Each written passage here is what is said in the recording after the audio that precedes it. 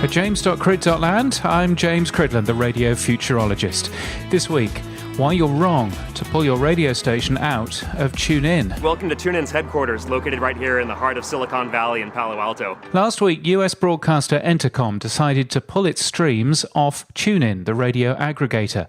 From now on, the stations will only be available on Entercom's own streaming website, radio.com, and the radio.com smartphone app. David Fields, the company's CEO, said, "We're committed to making radio.com a leader in the digital audio space." And seemingly, this is the way he's going to achieve it. Now, I've said before that we should lessen our reliance on TuneIn. The radio industry doesn't own it after all, and by and large, they don't particularly care about us. However, I've never advocated pulling your stations off TuneIn because it's the wrong thing to do. Pulling your radio stations off TuneIn isn't a financially clever thing to do. The bulk of radio station revenue comes from radio listening, not from internet activities. And if you can increase your total listening hours by 10%, then roughly speaking, you increase your revenue by 10% as well. PricewaterhouseCoopers published a piece recently showing their predictions for the growth of radio in the Australian market, and there's plenty of growth in internet. But even by 2022, the company reckons that internet activities will just be 17% of total radio income. So put simply, the best financial strategy for your radio station is to get more people listening, to make your radio station available in as many places as possible. That's where the money is, and that's where your focus should be. Pulling your station off TuneIn isn't clever for your listeners too. TuneIn is the default radio provider on many smart speakers and connected televisions. Now, sure, you can build your own apps for those too, but that's expensive and it's a surefire way of losing focus. It's unlikely that your own teams are going to be talking to as many hardware companies and car manufacturers as TuneIn already are.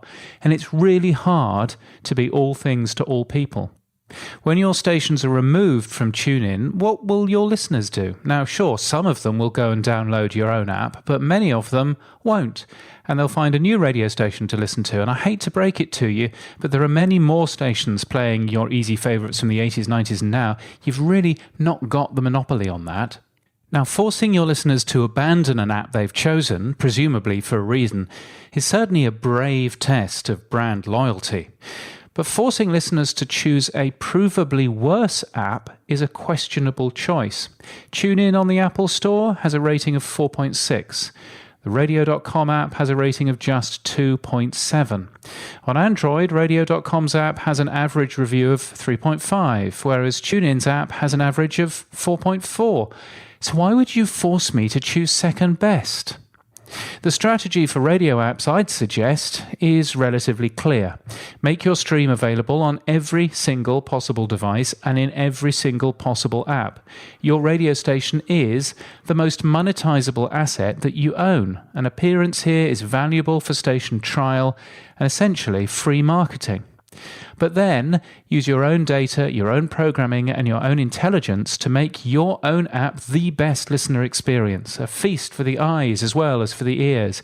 Better artwork, talent photos and connections, higher quality streams, perhaps skippable segments, personalized advertising, unique content, and fewer ads. Be everywhere, but instead of bullying your audience, make them want to choose your app because it's the best. It's your data and your programming. So why shouldn't your app be awesome? Now that, surely, is the smarter strategy. You can get my weekly newsletter at james.crid.land and daily podcasting news at podnews.net. And until next time, keep listening.